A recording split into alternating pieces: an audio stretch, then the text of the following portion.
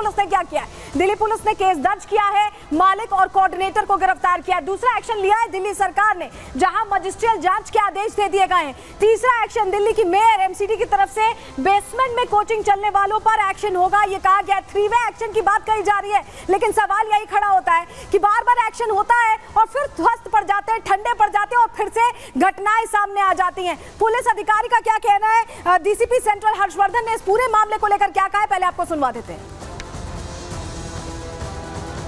Basement से total 3 body मिले, उनकी पहचान कर ली गई है और उनके परिवारजनों को हमने सूचना दे दिया है। इसके अलावा हमने एफआईआर भी इसमें रजिस्टर कर लिया है। ये एफआईआर राजेंद्र नगर थाने में दर्ज किया गया है अंडर सेक्शन 105, 1061, 115(2), 290 एंड 35 BNS।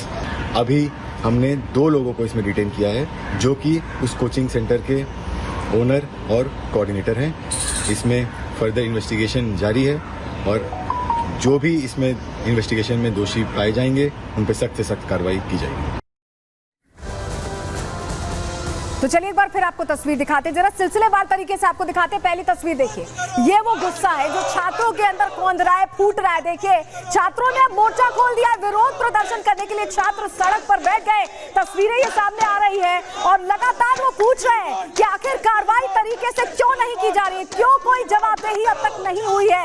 इतनी बड़ी घटना घट जाती है राजधानी में, और सोचिए राजधानी में ये हो रहा है तो क्या व्यवस्था है, ये सवाल पूछ रहे छात्र। मोर्चा खोला हुआ है, छात्रों ने विरोध प्रदर्शन कर रहे हैं। तमाम जो छात्र हैं, जो तैयारी करते हैं, जो सपना देखते हैं ऑफिसर बनने का, दिल्ली आते हैं, क्योंकि दिल्ली में बहुत सारे कोचिंग सेंटर्स हैं। सिर्फ ओल्ड राजेंद्र नगर की हम बात ना करें, मुखर्जी नगर की बात कर ले, करोल बाग की बात कर ले, पटेल नगर की बात कर ले, लक्ष्मी नगर की बात कर ले, तमाम देश के अलग अलग कोनों से छात्र पहुंचते हैं। और छात्रों में ये गुस्सा इसीलिए बढ़ता जा रहा है क्योंकि इस तरह की घटना के बाद जिम्मेदारी लेने वाला कोई नहीं है, कोई जवाब देने वाला नहीं है। अभी तक जवाब का इंतजार कर रहे हैं छात्र। हमारे सहयोगी ने बातचीत करने की भी कोशिश की, छात्रों से समझने की कोशिश की कि खामियां कहां हैं। जतिन की रिपोर्ट आपको दिखा रहे हैं।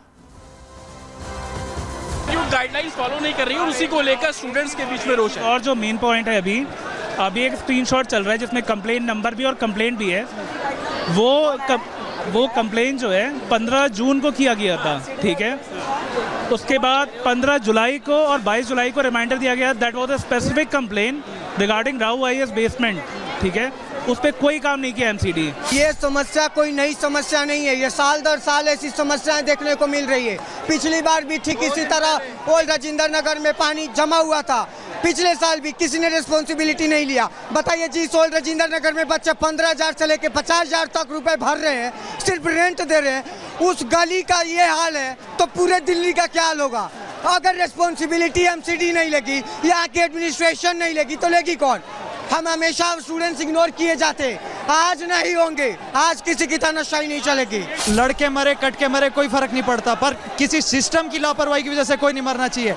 कौन अकाउंटेबल था? परसों पटेल नगर में एक लड़का मरा, 4 दिन हो गए, क्या मसला हुआ उसमें? कोई कार्रवाई नहीं हुई। फिर हमारे को आके यहाँ पे बोलते कि जस्टिस ऐसे नहीं मिलता, तो कैसे मिलता है जस्टिस? ये पूरी जिम्मेदारी डायरेक्टर ऑफ राउज IAS ने लेनी चाहिए। अभी राउज IAS के डायरेक्टर यहाँ पे आने चाहिए। जितने भी डेड हुए हैं उनकी जिम्मेदारी प्लस उनकी फैमिलीज को कंपनसेशन मिलना चाहिए। सबसे बड़ी इसका जो जिम्मेदार है एमसीडी है।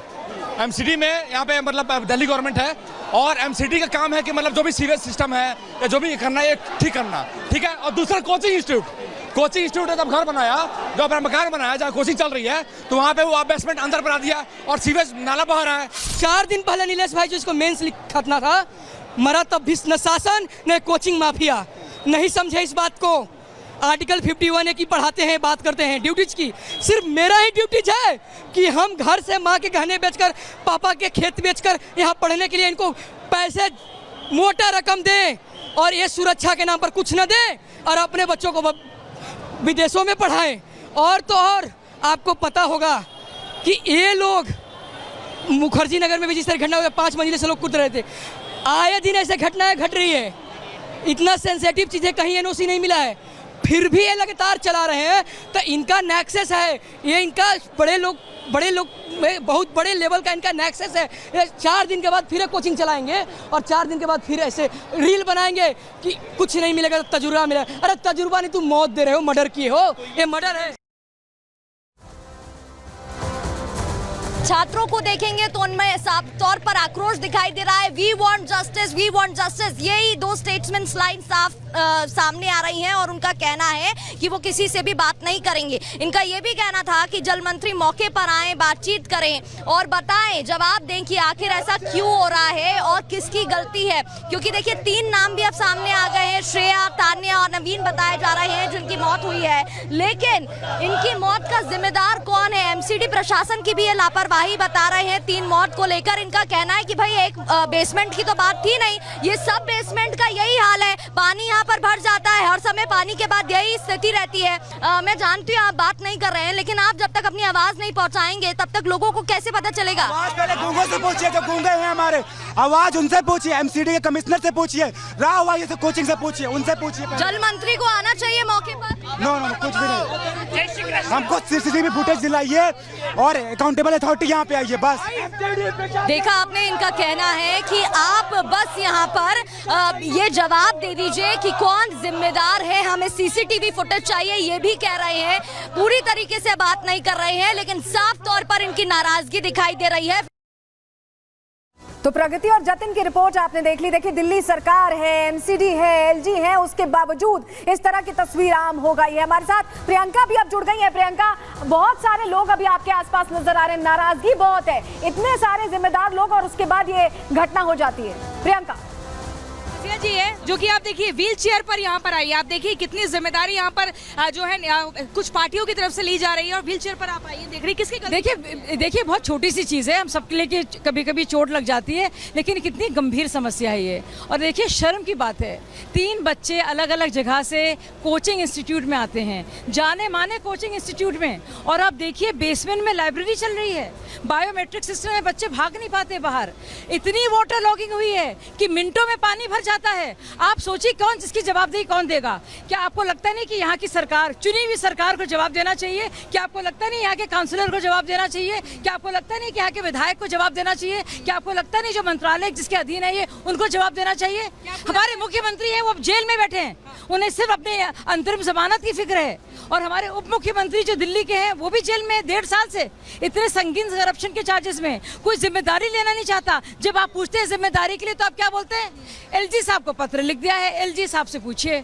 पत्र शैली ओबरॉय जो मेयर है यहाँ की, उनसे पूछा जाता है, वो क्या कहती है? पत्र लिख दिया है एमसीडी कमिश्नर को, उनसे पूछ लीजिए। क्या मतलब? एमएलए के पास यहाँ के लोग गए थे, उन्होंने कहा कि भाई यहाँ पर डिसिल्टिंग आप कराइए, लेकिन क्यों नहीं कराई गई? कितनी बड़ी लापरवाही आप देखो, डिसिल्टिंग नहीं कराई गई, विधायक ना डिसिल्टिंग कराई गई, और ना कि जो वाटर लॉगिंग के लिए जो ड्रेनेज की सफाई होनी चाहिए थी ना वो की गई, और अभी तक और सिर्फ औरों को ब्लेम करना है। क्या बीजेपी मानती है कि आतिशी और विधायक को अपने पद से इस्तीफा देना चाहिए? देखिए बात बीजेपी की नहीं है, और मैं आम आदमी पार्टी की फाउंडर मेंबर रही हूँ, बात दिल्ली की है, बात नौजवानों की है। क्या आप किस मुंह से हम लोग जाएंगे इनके पास और जवाब देंगे? तानिया सोनी के माँ बाप को, श्रेया यादव के माँ बाप को, नवीन डेल्विन के परिवार को क्या जवाब दे रहे हैं केजरीवाल? मेरा ये सवाल उनसे है बस, और कोई सवाल नहीं है। कमरे में बैठ के प्रेस कॉन्फ्रेंस कर रहे हैं। तो देखिए यहाँ पे शाजिया अलमी थी, और आप इधर आ जाइए, एजाज इधर आ जाइए। यहाँ पर देखिए हम तस्वीरें भी दिखा रहे हैं अपने दर्शकों को सलोनी ग्राउंड जीरो से। आप देखिए स्टूडेंट्स जो है किसी भी राजनेता से बात करने को तैयार नहीं है, वो कह रहे हैं कि हम प्लेटफॉर्म या मंच नहीं देंगे कि आप आइए और अपनी राजनीति को तैनात की गई है लगातार। आप मौके की बात करें तो वहां पर भी राजेंद्र नगर में भी आरएएफ की टीम तैनात की गई है, लगातार इन्हें मोर्चा संभालने की जिम्मेदारी दी गई है। और ये तस्वीर आप देख रहे हैं, आक्रोश के बाद कैसा मंजर देखने को मिल रहा है, भगदड़ मच जाती है, हलचल बढ़ जाती है, आक्रोश दिखाई दे रहा है, और अभी भी नारेबाजी बंद होने का नाम नहीं ले रही है। अभी भी वो इकट्ठे होते दिखाई दे रही है, अभी भी भीड़ यहाँ पर इकट्ठी होती नजर आ रही है, और लगातार इनका हल्ला बोल जारी है। ये तस्वीर आप देख रहे हैं, दरअसल शैली ओबरॉय की तस्वीर पर कालिक पोती गई, जिसके बाद पुलिस हरकत में आ जाती है और ये विवाद की स्थिति यहाँ पर भगदड़ मच जाता है।